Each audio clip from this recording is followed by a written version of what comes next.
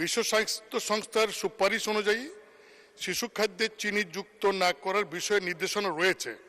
এই নীতিমালা ইউরোপের দেশগুলির ক্ষেত্রে মানা হলেও ভিন্ন চিত্র বাংলাদেশ সহ ভারত এবং এশিয়ার দেশগুলিতে। এর মধ্যে বিষয়টিকে অত্যন্ত উদ্বেগজনক হিসাবে নিয়ে ব্যবস্থা গ্রহণের ঘোষণা দিয়েছে ভারত সরকার। নেসলে শিশু খাদ্যে চিনির উপস্থিতি নিয়ে গবেষণা করে সুইজারল্যান্ড ভিত্তিক অলাভজনক বেসরকারি সংস্থা পাবলিক আইও international baby food action network তাদের যৌথ গবেষণায় বিশ্বের অনুন্নত উন্নয়নশীল দেশগুলিতে বিক্রি করা নেসলে দুটি শিশু খাদ্যে উচ্চ মাত্রা চিনি যুক্ত করার প্রমাণ পাওয়া গেছে।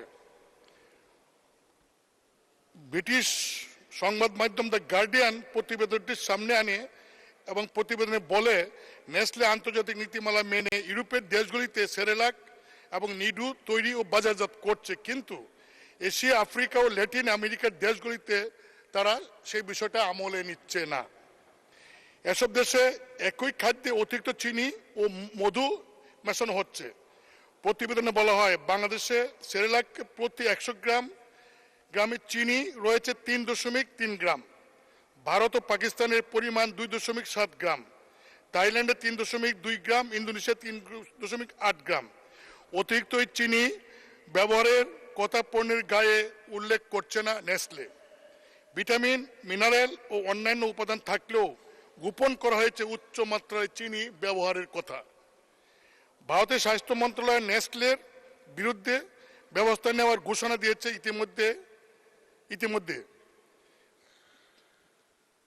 মাননীয় স্পিকার, আমার প্রশ্ন হলো যে এই মানে শিশুরা যে খাবারটা খায় অতিরিক্ত চিনি এবং মধু মিশনের ফলে, যেটা ইউরোপে নিষিদ্ধ, আমাদের দেশে এই বিষয়টা নিয়ে সরকার বা সংশ্লিষ্ট কর্তৃপক্ষ এই বিষয়ে চিন্তা করছেন না।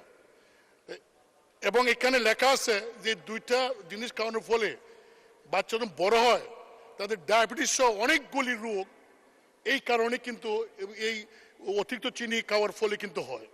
তা আমার মনে হয় এই যে নেসলের মতো, নিডুর মতো এই দুধ, এগুলি আমাদের দেশের অনেক অভিজাত পরিবারের শিক্ষিত মানুষের যারা অবস্থা ভালো তাদের ছেলেমেয়েরা খায়, এবং এটা খুবই একটা যেহেতু স্বাস্থ্যসম্মত এবং অনেক দেশে ইউরোপে এটা নিষেধ করা হয়েছে। তা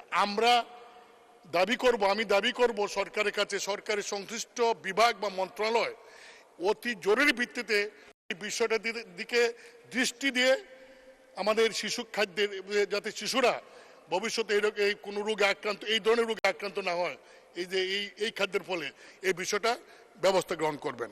মাননীয় স্পিকার, আপনাকে ধন্যবাদ।